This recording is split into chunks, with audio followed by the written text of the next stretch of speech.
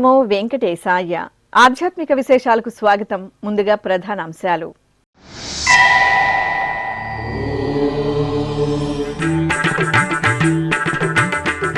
తిరుమలలో dial your EO కార్యక్రమం. వైకుంఠ ద్వార దర్శనాలపై భక్తుల సందేహాలు నివృత్తి చేసిన టీటీడీ ఈవో అనిల్ కుమార్ సింఘాల్.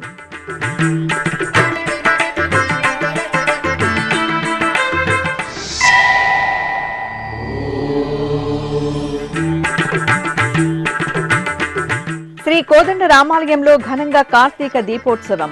దివ్య కాంతుల్లో మెరిసిన శ్రీ గోవిందరాజ స్వామివారి ఆలయం.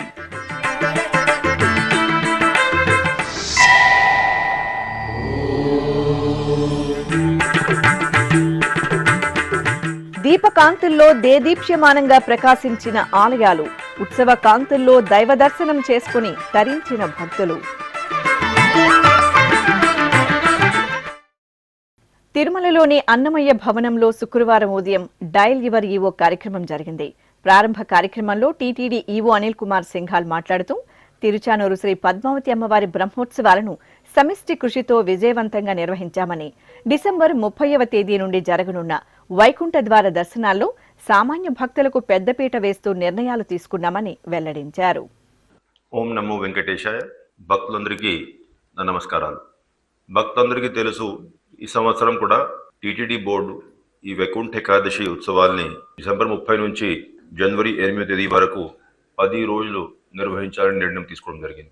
అయితే గత సంవత్సరాలు ఉన్నటువంటి ఏదైతే అనుభవాలు ఉన్నాయో దాని దృష్ట్యా టీటీడీ బోర్డు ఒక ప్రత్యేకమైనటువంటి సమావేశం ఏర్పాటు చేసుకొని ఏ విధంగా ఏర్పాటు చేస్తే భక్తులందరికీ మేలు జరుగుతుంది, ఎక్కడ కూడా ఇబ్బంది లేకుండా భక్తులందరికీ స్వామివారి దర్శనాలు అదేవిధంగా వైకుంఠ ద్వార దర్శనాలు ఏర్పాటు చేసుకోవచ్చు, దాని మీద చాలా విస్తృతంగా చర్చించి కొన్ని నిర్ణయాలు తీసుకోవడం జరిగింది. అయితే గత సంవత్సరం జరిగినటువంటి కొన్ని ఇబ్బందులు అవన్నీ దృష్టిలో ఉంచుకొని ఈ సంవత్సరం టీటీడీ బోర్డు మొట్టమొదటి 3 రోజులు ఏవైతే ఉన్నాయో డిసెంబర్ 30, డిసెంబర్ 31, అదేవిధంగా 1 జనవరి తేదీ, ఈ 3 రోజులు కూడా ఈ డిప్ ద్వారా ముందుగా ఒక అప్లికేషన్స్ తీసుకొని భక్తులందరికీ ఈ డిప్ ద్వారా టోకన్లు జారీ చేసుకున్నట్లయితే ఎవరు కూడా 20-30 గంటలు ఇక్కడ వెయిట్ చేసేటువంటి అవసరం ఉండదు. అట్లా చేసుకున్నట్లయితే కొంతమందికి దాదాపు 1,70,000 మందికి ఇట్లాగా మనం దర్శనం చేయించే పరిస్థితి ఏర్పడుతుంది. అది కాకుండా మిగతా 7 రోజులు అయితే ఉన్నాయో ఎవరికి ఇబ్బంది లేకుండా సామాన్య భక్తులకి నేరుగానే సర్వదర్శనం పద్ధతిలో దర్శనం చేయించగలిగితే బాగుంటుందనే అభిప్రాయానికి రావడం జరిగింది. అలాగే డిసెంబర్ నెలలో తిరుమల శ్రీవారి ఆలయంలో జరిగే పర్వదిన విశేషాలను ఈవో అనిల్ కుమార్ సింఘాల్ తెలియజేశారు. 5 రోజుల పాటు భక్తులందరికీ ఈ డిప్ల కోసం రిజిస్ట్రేషన్ ఫెసిలిటీ కల్పించడం జరిగింది.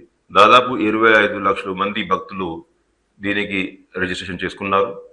1,70,000 మందికి ఈ డిప్ల ద్వారా ఎవరెవరికి అయితే ఈ టికెట్స్ ఈ టోకన్లు అందాయో వాళ్ళందరికీ కూడా తెలియజేయడం జరిగింది. తెలియజేశాక మిగతా భక్తులు ఎవరైతే ఉన్నారో జనవరి 2వ తేదీ నుంచి జనవరి 8వ తేదీ వరకు ఇంకా మళ్ళీ కొంతమందికి ఏమో ఆన్లైన్లో ఎస్ఈడి టోకన్స్ అలవాటు ఉంది కాబట్టి రోజువారీగా 15,000 ఎస్ఈడి టోకన్స్ ఇవ్వాలని కొన్ని నిర్ణయం తీసుకున్నాం. అదేవిధంగా శ్రీవాణి ట్రస్ట్ టోకన్స్ కూడా దాదాపు రోజువారీగా 1,000 టోకన్లు ఇస్తే కొంతమంది భక్తులు వచ్చి ఆ శ్రీవాణి టోకన్ తీసుకొని దర్శనం చేసుకోవడానికి అవకాశం కల్పించడం జరిగింది. అయితే ఏదైతే అంతకుముందు మామూలు సాధారణ రోజుల్లో ఏదైతే ప్రత్యేక దర్శనం ఇవన్నీ ఉన్నాయో ఇవన్నీ కూడా భక్తుల రద్దీ దృష్ట్యా ఈ 10 రోజులు అవకాశం దొరకదు కాబట్టి అటువంటి భక్తులు డిసెంబర్ 30 కంటే ముందు కానీ జనవరి 8వ తేదీ తర్వాత కానీ రాగలిగితే వాళ్ళందరికీ కూడా ఇబ్బంది లేకుండా స్వామివారి దర్శనం చేసుకునే అవకాశం ఉంటుందనేది ఈ సందర్భంగా నేను మీరందరికీ కూడా తెలియజేస్తూ ఉన్నాను. అదేవిధంగా సాధారణంగా తిరుపతిలో ఉన్నటువంటి ఎవరైతే లోకల్స్ ఉన్నారో తిరుపతి తిరుమలలో అటువంటి వాళ్ళకి ప్రతి సంవత్సరం మనం వైకుంఠ ఏకాదశి సమయంలో కొన్ని ప్రత్యేకమైనటువంటి ఏర్పాట్లు చేస్తూ ఉంటాం కాబట్టి ఈ సంవత్సరం కూడా చివరి 3 రోజులు తిరుపతి తిరుమల లోకల్స్కి దాదాపు రోజువారీగా 5,000 మందికి టోకన్లు ఇవ్వాలనేది కూడా టీటీడీ బోర్డు నిర్ణయం తీసుకున్నారు. ఈ 10 రోజుల పాటు కూడా విఐపీస్ ఎవరైనా ఉంటే స్వయంగా రాగలిగితేనే అటువంటి వాళ్ళకి దర్శనాలు ఫెసిలిటీ ఉంటుంది.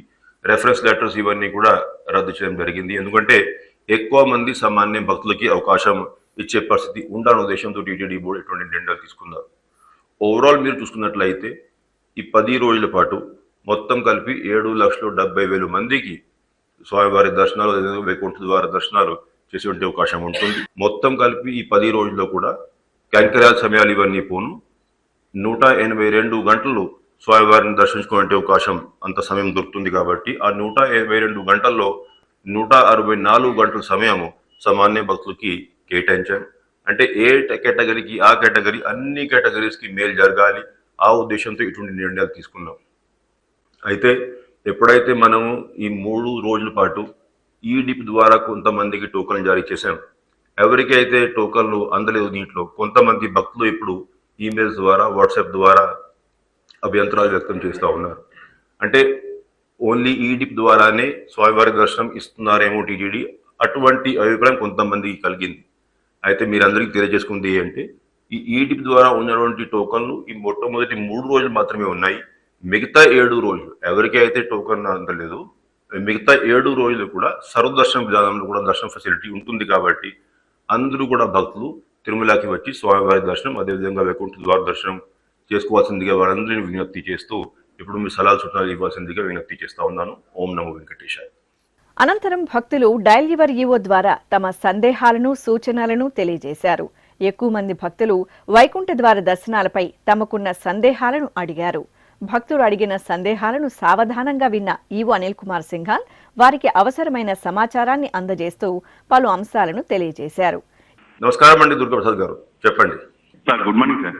గుడ్ మార్నింగ్, చెప్పండి. సార్ నాకు దుర్గాప్రసాద్ అండి, ఎవరి నుంచి మాట్లాడుతున్నా అండి. చెప్పండి.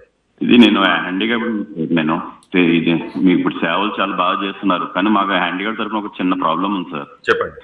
తిరుపతి దర్శనానికి వచ్చినప్పుడు ఆన్లైన్ ఒకటే కన్ఫర్మ్ చేశారు సార్. హ్యాండిక్యాప్డ్కి ముసలి వాళ్ళకి కలిపి ఒకటే స్లాట్ ఇస్తున్నారు.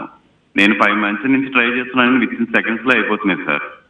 పాత రోజుల్లో ఆఫ్లైన్లో కూడా డైరెక్ట్ అలౌ చేసేవారు సార్. అయితే కొంచెం దాని గురించి ఏమైనా హెల్ప్ చేయండి సార్. హ్యాండిక్యాప్స్ కొంతమంది కుదరట్లేదు సార్ అది బుక్ చేసుకోవటం, నాకు కూడా. ఓం నమో వెంకటేశాయ.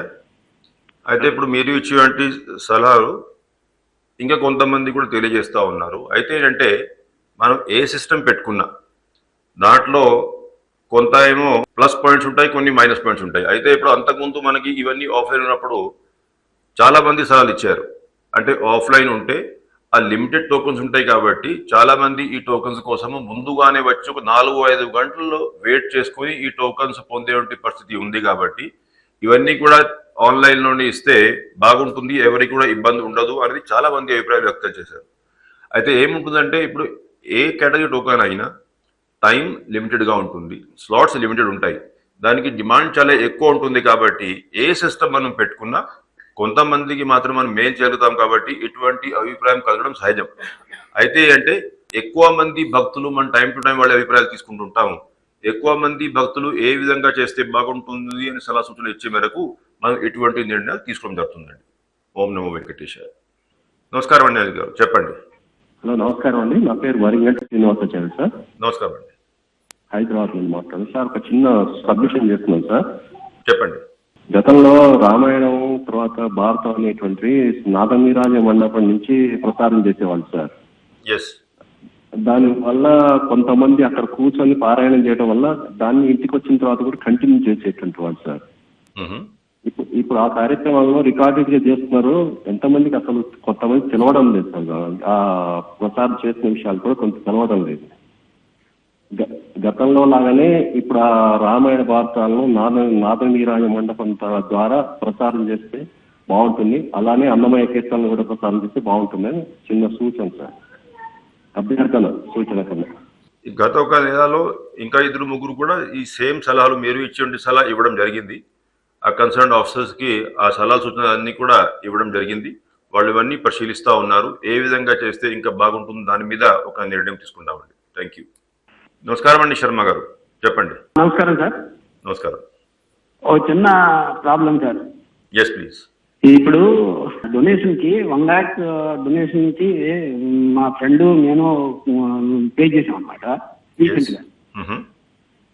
అది ఏంటంటే ఇప్పుడు ఈ మధ్య దర్శనానికి ట్రై చేస్తుంటే దర్శనం దొరకట్లేదు, వైకుంఠ దర్శనానికి ట్రై చేస్తుంటే దానికి కూడా దొరకట్లేదు అనమాట. దాంట్లో ఏంటంటే ప్రాబ్లం ఏంటంటే కాల్ సెంటర్ని అడిగితే డోనర్ సెంటర్ అడగమంటారు, డోనర్ సెంటర్ని అడిగితే కాల్ సెంటర్లో అడగమంటున్నారు.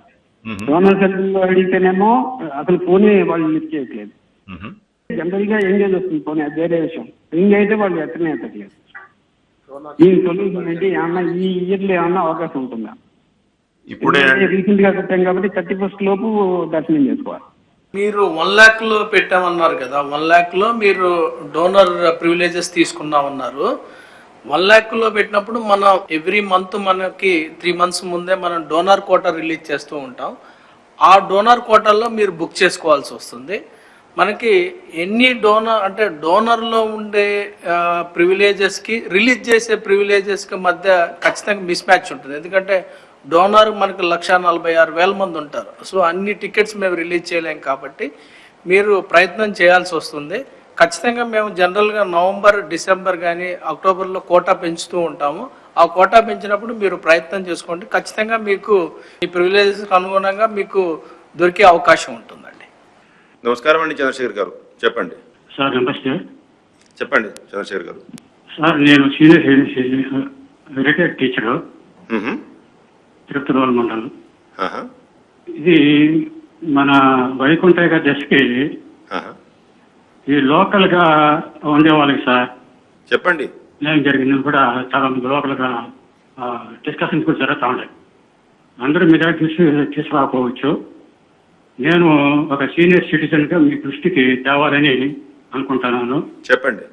దాన్ని మీరు అన్నిటిగా భావించుకుంటా ఒక సలహాగా తీసుకుని నేను చెప్పేది వింటారని నేను కోరుకుంటున్నాను సార్. మేము కార్యక్రమం పెట్టింది ఈ రోజు చెప్పండి. కొన్ని వందల సంవత్సరాల నుంచి, వేల సంవత్సరాల నుంచి లోకల్ గా ఉండే వాళ్ళే ఎక్కువగా ఆయన స్వామివారి సేవ చేసుకుని ఆయన సన్నిధిలో మెరిగిన వాళ్ళు తరతరాల నుంచి ఈ రోజు అటువంటి వాళ్ళకి లోకల్ గా చాలా ప్రధానమైనటువంటి వైకుంఠ ఏకాదశికి వాళ్ళకి కొంతైనా ప్రాధాన్యత ఇవ్వకుండా 6-7 తేదీలు లాస్ట్ లో వాళ్ళకి కేటాయించడం చాలా అన్యాయంగా లోకల్ వాళ్ళు భావిస్తూ ఉన్నారు. ఇది పాలకులు కానీ అధికారులు కూడా గుర్తించాలా. అది కనీసం ఆ 3 రోజులు వాళ్ళకి కేటాయించి ఆ అవకాశం కల్పించుంటే ఎంతో తృప్తి పడేవాళ్ళు, ఆనందించేవాళ్ళు. ఎన్నో కొన్ని వేల సంవత్సరాల నుంచి ఆయన సేవ చేసుకుంటున్నారు ఈ లోకల్ గా ఉండేవాళ్ళు. అది మీరు గమనించి, పాలకులు కానీ అధికారులు కానీ గమనించి దాన్ని ఏదన్నా అవకాశం కల్పించి మాడిఫై చేసే అవకాశం ఉంటే దాన్ని ఆలోచిస్తారని నేను మనస్ఫూర్తిగా మిమ్మల్ని కోరుకుంటున్నాను సార్. ధన్యవాదాలండి. అయితే అంటే ఇప్పుడు టీజీడీకి ఈ కాల్ సెంటర్కి వచ్చినటువంటి కాల్స్ కానీ ఈమెయిల్స్ కానీ మీరు చూసుకున్నట్లయితే ఇప్పుడు కూడా అంటే ఇప్పుడు మనం ఫస్ట్ 3 రోజులు ఆన్లైన్ డిప్ విధానంలో అందరికీ అవకాశం ఇవ్వడం జరిగింది. అంటే ఎంతమంది అయినా భక్తులు దానికోసం రిజిస్ట్రేషన్ చేసుకోవచ్చు అని చెప్పేసి. అయితే దాదాపు 25 లక్షల మంది టోటల్ నెంబర్ ఆఫ్ డివోటీసు ఆ 3 రోజులు టోకన్ల కోసం రిక్వెస్ట్ చేశారు. ఉన్నటువంటి కెపాసిటీ ప్రకారం మనం దాదాపు 1,75,000 మందికి అటువంటి టోకన్స్ ఇవ్వడం జరిగింది. అది ర్యాండమ్ లక్కీ డిప్ ద్వారా మనం ప్రకటించాం. ఓవరాల్గా ఈ తెలుగు రాష్ట్రాలు అదేవిధంగా తమిళనాడు నుంచి చాలా ఎక్కువ మంది భక్తులు దీనికోసం అప్లై చేశారు కాబట్టి ఎక్కువ శాతం భక్తులు తెలుగు రాష్ట్రాలు అదేవిధంగా తమిళనాడు నుంచి ఉన్నారు. ఇప్పటికే ఆ డేటా చూసుకొని మిగతా రాష్ట్రాల నుంచి చాలా మంది భక్తులు మెయిల్స్ పంపిస్తూ ఉన్నారు. అంటే ఎక్కువ కోటా మీరు తెలుగు రాష్ట్రాలకి అదేవిధంగా తమిళనాడుకి కేటాయించారు. వెంకటేశ్వర స్వామి వారికి దేశమంతా కూడా లక్షలాది మంది భక్తులు ఉన్నారు. అందరికీ సమానంగా కోటా ఇచ్చి ఉంటే బాగుంటుందని చెప్పేసి చాలా మంది ఇప్పుడు సలహా సూచనలు ఇస్తూ ఉన్నారు. అయితే మనమేమో ఓవరాల్ అందరికీ అవకాశాలు ఇచ్చి ర్యాండమ్ లక్కీ డిప్ ద్వారా ఈ టోకన్స్ ప్రకటించాం. అంటే ఎవరికి మనం ఫేవరెటిజం కానీ ఎవరికి వ్యతిరేకంగా కానీ చేయకుండా యూనిఫామ్గా ఎంతమంది అప్లై చేస్తే అంతమంది దాని దృష్ట్యా ఆ టోకన్స్లో ఎవరికైతే లభించిందో వాళ్ళకి లభించాయి ఇవన్నీ. అయితే 10 రోజు వైకుంఠ ఏకాదశి దర్శనాలు ఏర్పాటు చేసుకున్నప్పుడు మనం ఒకటి అర్థం చేసుకోవాల్సిన ఇష్యూ ఏంటంటే 10 రోజు కూడా పవిత్రమైన రోజులే. దాంట్లో మొట్టమొదటి రోజు, 2వ రోజు, 3వ రోజు ఇటువంటిది కాకుండా మొత్తం 10 రోజులు కూడా సేమ్ వైకుంఠ ద్వారా దర్శనం చేసే అవకాశం ఉంది. కాబట్టి భక్తులందరూ కూడా 10 రోజులు కూడా సమానంగా భావించి స్వామివారిని దర్శించుకోవాల్సిందిగా విజ్ఞప్తి చేస్తున్నాం. అయితే ఈ 3 రోజులు చివరి రోజులు ఎందుకు పెట్టుకున్నాం అంటే దాన్ని ఏదో తక్కువ ప్రిఫరెన్స్ ఇవ్వాలి, లేకపోతే మోర్ ఇంపార్టెంట్ ఫస్ట్ 3 రోజులు లాస్ట్ 3 రోజులు సరిపోతుంది అని కాకుండా 10 రోజులు కూడా సమానంగానే ఉన్నాయి. కాబట్టి సాధారణంగానే ముందు నుంచి అలవాటు అంటే ఫస్ట్ మనం 2 రోజు ఉండేది వైకుంఠ ఏకాదశి కాబట్టి ఎక్కువ మంది భక్తులు దాదాపు ఇక్కడ వచ్చేసేసి 30 గంటల వరకు కూడా వెయిట్ చేసే పరిస్థితి ఆ రోజు ఉండింది. కాబట్టి మిగతా వైష్ణవ దేవాలయాల లాగానే ఇక్కడ కూడా 10 రోజులు మనం ఇప్పుడు ఏర్పాటు చేయడం మొదలు పెట్టాం. అయితే ఎక్కువ మంది భక్తులు సాధారణంగానే ఇప్పుడు న్యూ ఇయర్ 1 జనవరి ఇయర్ ఎండింగ్ వైకుంఠ ఏకాదశి దర్శనాలు 30 మొదలవుతున్నాయి. కాబట్టి ఎక్కువ మంది భక్తులు స్టార్టింగ్ లో వచ్చే అవకాశం ఉంది. కాబట్టి అదే 5th, 6th, 7th, 8th day అయితే కొంచెం భక్తుల రద్దీ నార్మల్ గా ఉంటుంది. మనము అక్కడ ఆ సమయంలో కోటా ఇచ్చినట్లయితే వాళ్ళకి ఇబ్బంది లేకుండా, మిగతా భక్తులకి ఇబ్బంది లేకుండా ఈజీగా దాన్ని ఇంప్లిమెంట్ చేయవచ్చు అనే ఉద్దేశంతో ఇవ్వడం జరిగింది తప్పితే తక్కువ ప్రయారిటీ ఉండాలనే ఉద్దేశంతో లాస్ట్ లో కేటాయించడం జరగలేదు. భక్తులు అందరికీ విజ్ఞప్తి చేస్తున్నా, ఏ రోజు వచ్చినా సేమ్ పుణ్యం లభిస్తుంది. కాబట్టి ఎవరికి ఇబ్బంది ఉండదు. లాస్ట్ లో 3 రోజుల్లో ఏంటంటే రద్దీ తక్కువ ఉంటుంది. కాబట్టి కోటా మనం పెట్టుకున్నట్లయితే ఎక్కడ కూడా తోపులాటలు లేకుండా, ఇబ్బంది పడకుండా దర్శనం చేసుకోవడానికి అవకాశం లభిస్తుంది.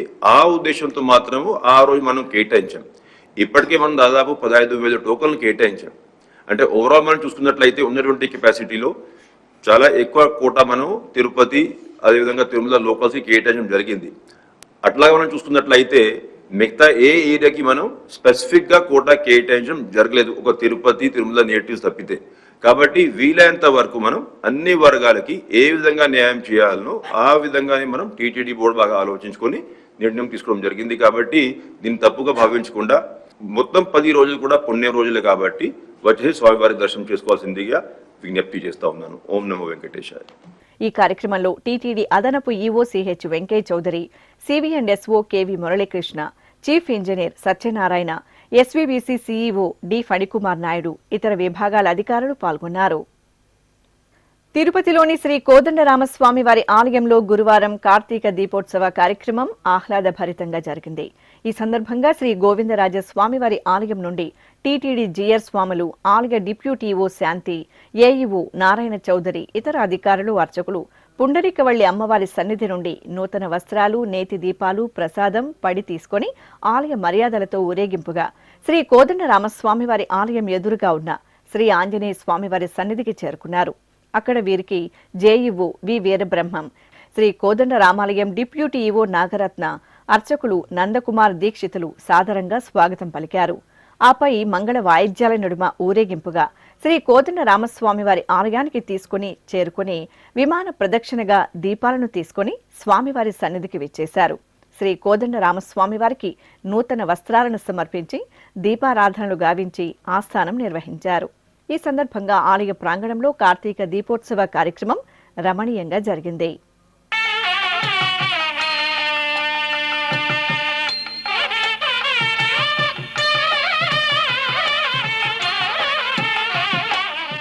తిరుపతిలోని శ్రీ గోవిందరాజస్వామి వారి ఆలయంలో గురువారం కార్తీక దీపోత్సవం వైభవంగా జరిగింది. తమిళ సంప్రదాయానుసారం కార్తీక మాసం పౌర్ణమి రోజు ఈ ఉత్సవాన్ని నిర్వహించడం ఆనవాయితీ. ఈ సందర్భంగా స్వామివారి ఆలయంలోని శ్రీ పుండరీకవల్లి అమ్మవారి సన్నిధి నుండి టీటీడీ పెద్దజీయర్ స్వామి, చిన్నజీయర్ స్వామి, జేఈఓ వి వీరబ్రహ్మం, డిప్యూటీఓ శాంతి, ఏఈఓ నారాయణ చౌదరి, ఇతర అధికారులు, అర్చకులు పట్టు వస్త్రాలు, నేతి దీపాలను తీసుకుని వేద పారాయణం, మంగళ వాయిద్యాల నడుమ ఆలయ విమాన ప్రదక్షిణగా ఊరేగింపు నిర్వహించారు. అనంతరం శ్రీ గోవిందరాజస్వామి వారి సన్నిధిలో వేదఘోష నడుమ 3 నేతి దీపాలను వెలిగించి దీపారాధన జరిపారు. ఆపై అనుబంధ ఆలయాలలో దీపాలను వెలిగించి కార్తీక దీపోత్సవాన్ని కనుల పండుగ నిర్వహించారు.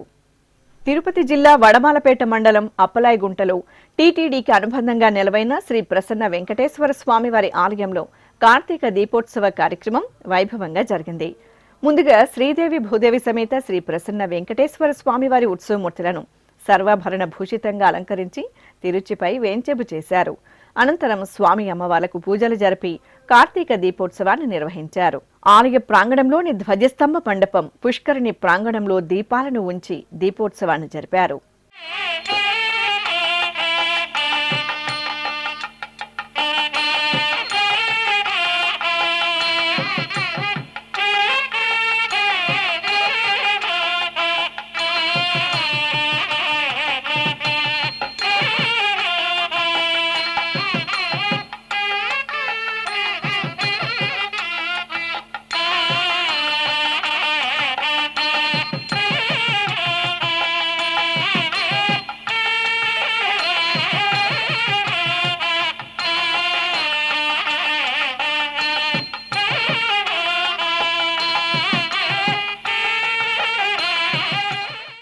కాణిపాకం శ్రీ వరసిద్ధి వినాయక స్వామివారి దేవాలయంలో కార్తీక దీపోత్సవ కార్యక్రమం సంప్రదాయ శోభితంగా జరిగింది.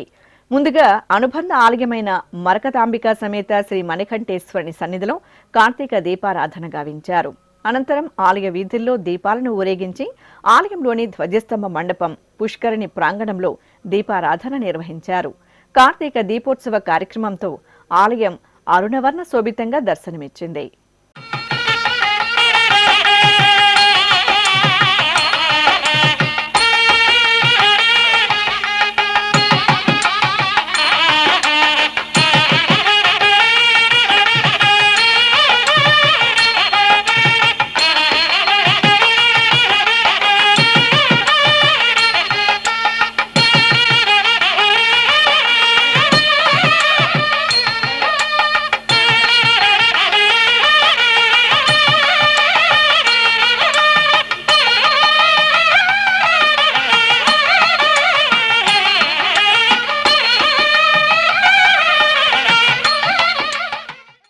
చిత్తూరులోని రాములవారి గుడి వీధిలో నెలవైన శ్రీ కోదండరామస్వామివారి ఆలయంలో తమిళ సంప్రదాయానుసారం విష్ణు దీపోత్సవ కార్యక్రమం వేడుకగా జరిగింది.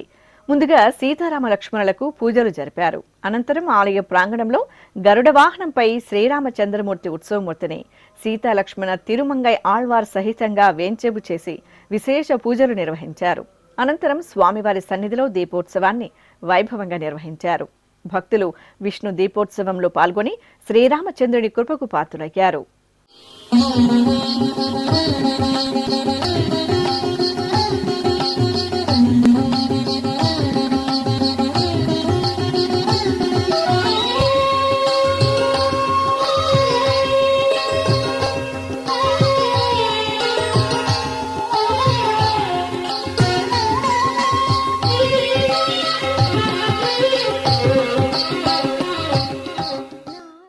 తెలంగాణ రాష్ట్రం యాదాద్రి భువనగిరి జిల్లా భువనగిరిలో నెలవైన స్వర్ణగిరి తిరుమల శ్రీ వెంకటేశ్వర స్వామివారి ఆలయం గోవింద నామామృతంతో పరవశించింది. మార్గశిర మాసోత్సవాలలో భాగంగా స్వర్ణగిరి క్షేత్రంలో తిరుమల శ్రీ వెంకటేశ్వరునికి కళ్యాణం రమణీయంగా జరిగింది. పట్టు పీతాంబరాలు, పసిడి ఆభరణాలతో దేదీప్యమానంగా అలంకరించిన శ్రీదేవి భూదేవి సమేత శ్రీ వెంకటేశ్వరుని ఉత్సవమూర్తులకు అర్చకులు సంప్రదాయ క్రతువులతో మంగళకరంగా కళ్యాణోత్సవాన్ని నిర్వహించారు. అనంతరం స్వామి అమ్మవార్లకు ధూపదీప నైవేద్యాలు సమర్పించి భక్తులకు దర్శనం కల్పించారు. పావన గోదావరి తీరంలోని పరమ పవిత్ర పుణ్యక్షేత్రం తెలంగాణ రాష్ట్రం భద్రాచలంలో నెలవైన శ్రీ సీతారామచంద్ర స్వామివారి దేవాలయం. భద్రాద్రి శ్రీ సీతారామచంద్ర స్వామివారి ఆలయంలో కార్తీక దీపోత్సవ కార్యక్రమానికి అంకురార్పణ ఆగమోక్తంగా జరిగింది. పావన గోదావరి తీరం నుండి తీసుకువచ్చిన పుణ్య జలాలతో గర్భాలయంలో సీతారామ లక్ష్మణులను అభిషేకించారు. అనంతరం బేడా మండపంలో సీతారామ లక్ష్మణుల ఉత్సవమూర్తులను కొలువుదేచి విశేష ఆరాధనలు జరిపారు. ఆపై దీపోత్సవానికి అంకురార్పణ శాస్త్రోక్తంగా నిర్వహించారు. చిత్తూరు జిల్లా పలమనేరు పట్టణంలో గంటా ఊరు సమీపంలోని తిరుపతి శ్రీ ప్రసన్న గంగమ్మ ఆలయం ఆధ్యాత్మిక శోభతో పరవశించింది. తమిళ సంప్రదాయానుసారం కార్తీక పౌర్ణమి పూజలు అమ్మవారి సన్నిధిలో ప్రత్యేకంగా జరిగాయి. ఈ సందర్భంగా గంగమ్మ తల్లిని విశేష అలంకరణలతో కొలువుతీర్చారు. అనంతరం అమ్మవారి సన్నిధిలో కార్తీక దీపోత్సవ కార్యక్రమం శాస్త్రోక్తంగా జరిగింది.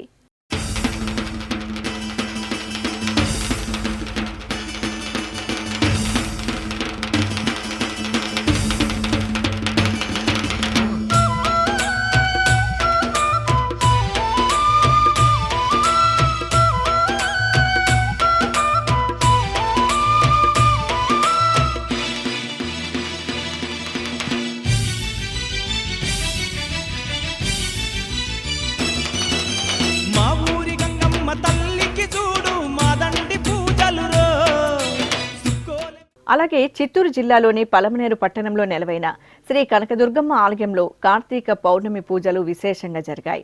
స్థానిక శివాలయంలో కార్తీక పౌర్ణమిని పురస్కరించుకొని భక్తులు 365 ఒత్తులతో దీపాలను వెలిగించి ఆ దీపాలను ఊరేగింపుగా శ్రీ కనకదుర్గమ్మ సన్నిధికి తీసుకువచ్చారు. కార్తీక దీప కాంతుల్లో శ్రీ కనకదుర్గమ్మ సన్నిధి దివ్య కాంతులను వెదజల్లింది.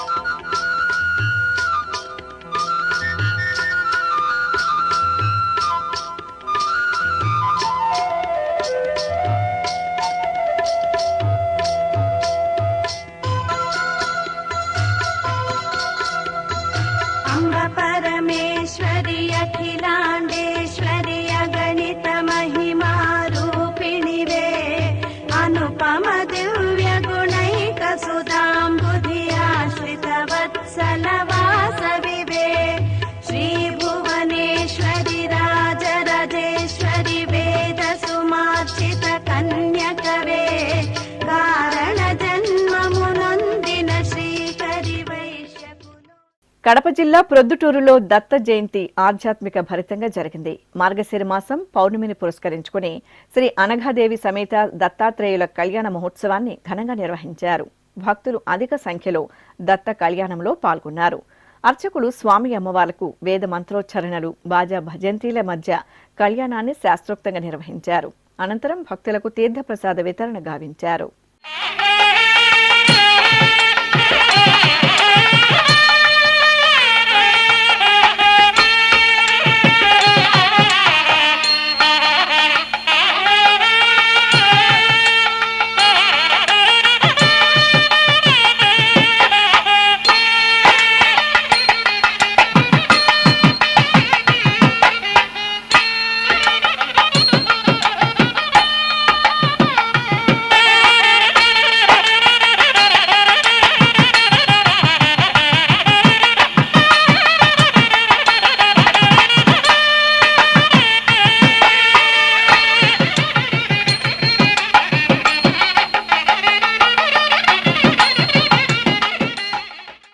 కాణిపాకం క్షేత్రంలో శ్రీ వరసిద్ధి వినాయక స్వామివారి దేవాలయానికి అనుబంధంగా విరాజిల్లుతున్న శ్రీదేవి భూదేవి సమేత శ్రీ వరదరాజ స్వామివారి ఆలయంలో సత్యనారాయణ స్వామి వ్రతం శాస్త్రోక్తంగా జరిగింది.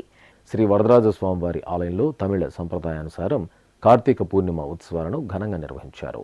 ఈ సందర్భంగా ఆలయ ప్రాంగణంలో శ్రీ సత్యనారాయణ స్వామివారిని మండపంలో ఆవాహన గావించారు.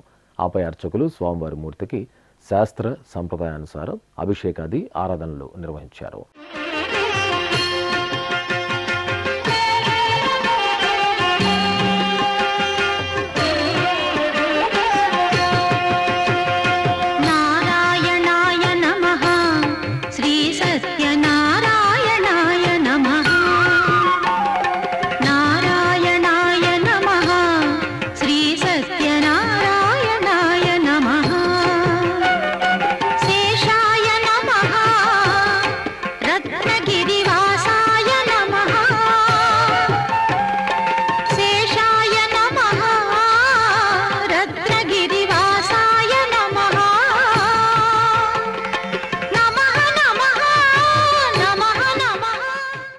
అనంతరం భక్తుల చేత సంకల్ప పూజలను పూర్తి చేయించి మంగళకరంగా స్వామివారి వ్రతాన్ని నిర్వహించారు.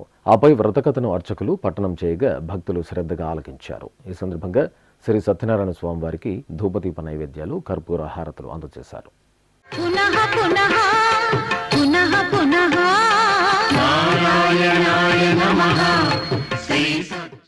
చిత్తూరు పట్టణంలో భగవాన్ దత్తాత్రేయుల జయంతి ఉత్సవాలను ఘనంగా నిర్వహించారు.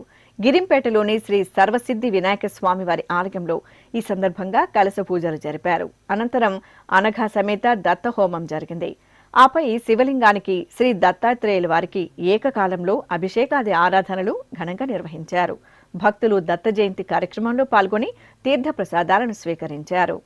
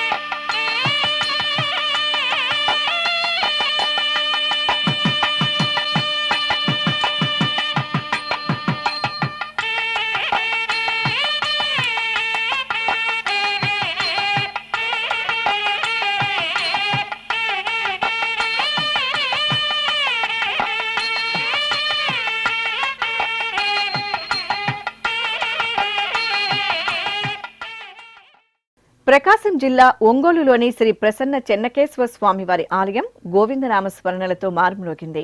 నగరానికి చెందిన శ్రీ గోవిందమాల భక్త బృందం ఆధ్వర్యంలో ఆలయ ప్రాంగణంలో లోక కళ్యాణాన్ని కాంక్షిస్తూ మహా సుదర్శన హోమాది క్రతువులను జరిపారు.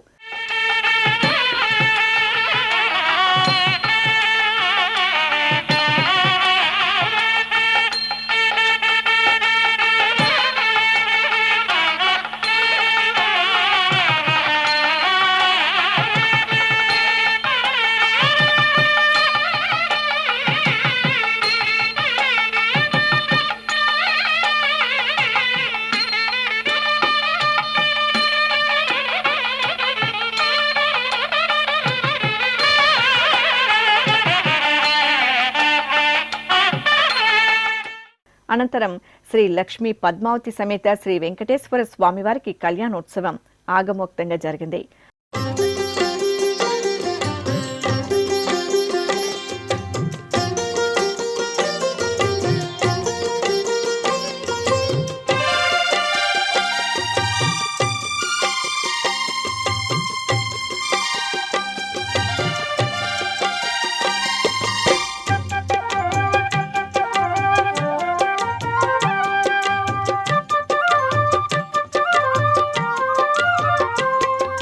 నెలమూడు శోభనాలు నీకు అతనికే తగును,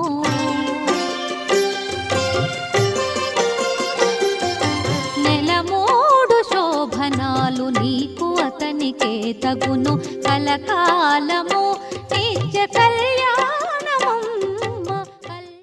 ఆపై గోవిందమాల భక్తుల ఆధ్వర్యంలో శ్రీ వెంకటేశ్వరునికి అన్నకూటోత్సవం వేడుకగా జరిగింది. భక్తులు అధిక సంఖ్యలో ఈ ఉత్సవ కార్యక్రమాలలో పాలుపంచుకొని గోవిందుని అనుగ్రహానికి పాత్రులయ్యారు. శ్రీ గురు దక్షిణామూర్తి స్వామివారి దర్శనం భక్తులకు సకల జ్ఞాన ఫలప్రాప్తిని కలిగిస్తుంది. మహాముక్తి క్షేత్రం పంచభూత క్షేత్రాలలో వాయులింగ క్షేత్రంగా వినతికెక్కిన శ్రీకాళహస్తిలో శ్రీ గురు దక్షిణామూర్తి స్వామివారికి అభిషేకం వైభవంగా జరిగింది. జ్ఞాన ప్రసూనాంబ సమేత శ్రీ వాయులింగేశ్వరుల దివ్య ప్రాంగణంలో నెలవైన శ్రీ గురు దక్షిణామూర్తి స్వామివారికి ముందుగా అర్చకులు సంప్రదాయ క్రతువులతో సకల ఉపచారాధనను జరిపారు. ఆపై సంకల్ప పూజలతో స్వామివారిని ప్రార్థించి పంచామృతాలు పలు రకాల మంగళ ద్రవ్యాలతో అభిషేక సేవను మంగళకరంగా నిర్వహించారు. అనంతరం పసుపు రంగు పట్టు వస్త్రాలు, పుష్పమాలలు, శనగల మాలను స్వామివారికి ధరింపజేసి ధూపదీప నైవేద్యాలు, కర్పూర నీరాజనాలు అందజేశారు.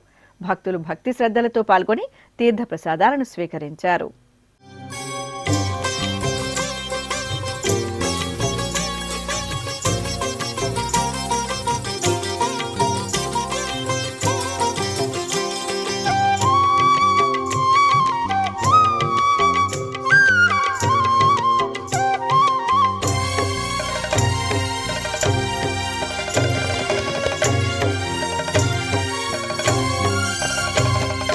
नमस्ते नमस्ते श्रीकाళहस्तीश्वरा, नमस्ते नमस्ते श्रीवायुलिंगेश्वरा, नमस्ते नमस्ते श्रीकाళहस्तीश्वरा, नमस्ते नमस्ते श्रीवायुलिंगेश्वरा,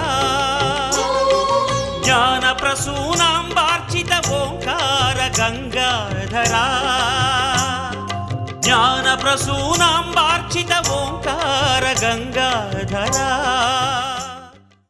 తెలంగాణ రాష్ట్రం జగిత్యాల జిల్లా ధర్మపురి శ్రీ లక్ష్మీ నరసింహస్వామివారి దేవస్థానంకు అనుబంధంగా ఉన్న శ్రీ రామలింగేశ్వరుని సన్నిధిలో దత్త జయంతి కార్యక్రమం ఘనంగా జరిగింది. ఈ సందర్భంగా ఆలయ ప్రాంగణంలో ప్రత్యేకంగా ఏర్పాటు చేసిన మండపంలో శ్రీ దత్త భగవానులకు అభిషేకాది ఆరాధనలు నిర్వహించారు. అనంతరం శ్రీ రామలింగేశ్వరునికి మహాహారతి నిర్వహించారు. ఇక ఇటు కరీంనగర్ జిల్లా బోయినపల్లి మండలం వరదవెల్లి గ్రామంలో రాహురూప శ్రీ దత్త భగవానుల ఆలయంలో మార్గశిర మాసం పౌర్ణమి సందర్భంగా దత్తాత్రేయ జయంతి వేడుకగా జరిగింది. అర్చకుల సమక్షంలో భక్తులు మహాసంకల్పంతో రాహురూప శ్రీ దత్తాత్రేయుల వారికి పంచామృతాలు, పండ్ల రసాలు, పసుపు, కుంకుమాది ద్రవ్యాలతో అభిషేకాలను నిర్వహించారు. అనంతరం వర్ణమయ పుష్పాలతో అలంకరించి అష్టోత్తరాలతో అర్చించారు. ప్రసిద్ధ వైష్ణవ పుణ్యక్షేత్రం సింహాచలంలో నరసింహ దీక్ష కార్యక్రమం ఘనంగా ప్రారంభమైంది. సింహాచలం శ్రీ వరాహలక్ష్మి నరసింహస్వామివారి సన్నిధిలో మార్గశిర మాసోత్సవాలను వైభవంగా నిర్వహిస్తున్నారు. ఈ సందర్భంగా అప్పన్న సన్నిధిలో భక్తులు శ్రద్ధాభక్తులతో నరసింహ దీక్షలను స్వీకరించారు. ముందుగా దీక్షామాలలను స్వామివారి సన్నిధిలో ఉంచి ప్రత్యేక పూజలు జరిపారు. ఆపై అధికారులు, అర్చకులు మాలలను ఆలయ ప్రదక్షిణగా ఊరేగించి మండపానికి తీసుకొచ్చారు. అక్కడ భక్తులకు సంప్రదాయబద్ధంగా దీక్షామాలలను అందజేశారు. భక్తులు నృసింహ దీక్షను నిష్ఠగా స్వీకరించారు. తెలంగాణ రాష్ట్రం భద్రాచలంలోని శ్రీ దాసాంజనేయ స్వామివారి ఆలయం హనుమాన్ నామస్మరణలతో మారుమ్రోగింది. మార్గశిర మాసోత్సవాల్లో భాగంగా శ్రీ దాసాంజనేయ స్వామివారి ఆలయంలో హనుమద్ వ్రతాలను భక్తిరసభరితంగా నిర్వహించారు. ఈ సందర్భంగా అధిక సంఖ్యలో స్వామివారి దర్శనానికి తరలివచ్చిన భక్తులతో ఆలయ ప్రాంగణం కిక్కిరిసింది. అర్చకులు శ్రీ దాసాంజనేయ స్వామివారికి 1,00,000 తమలపాకులతో నాగవళి దళార్చన కార్యక్రమాన్ని నేత్రపర్వంగా నిర్వహించారు. భక్తులు జయ శ్రీ హనుమాన్ నామస్మరణలు చేస్తూ స్వామివారి అర్చనాది కైంకర్యాల్లో పాల్గొని తీర్థ ప్రసాదాలను స్వీకరించారు.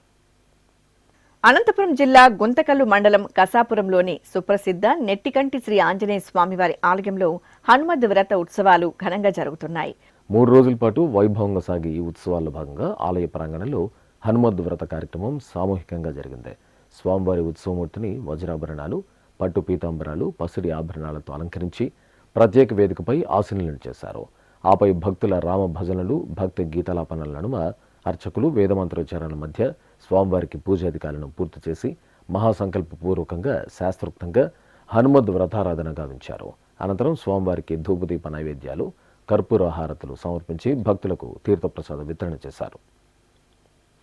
ప్రసిద్ధ సత్య ప్రమాణాల క్షేత్రం కాణిపాకం స్వయంభూ శ్రీ వరసిద్ధి వినాయక స్వామివారి దేవాలయంలో తమిళ సంప్రదాయానుసారం కార్తీక పౌర్ణమి ఉత్సవాలను వేడుకగా నిర్వహించారు. ఈ సందర్భంగా సిద్ధిబుద్ధి సమేత శ్రీ వరసిద్ధి వినాయక స్వామివారి ఉత్సవమూర్తులను సర్వశోభిత అలంకరణలతో కొలువుదీర్చి పూజలు నిర్వహించారు. అనంతరం స్వామి అమ్మవార్లను శేషవాహనంపై వేంచేపు చేసి కర్పూర హారతులు అందజేశారు. ఆపై భక్తుల గణనాథుడి నామస్మరణలు, బాజా భజంతిల నడుమ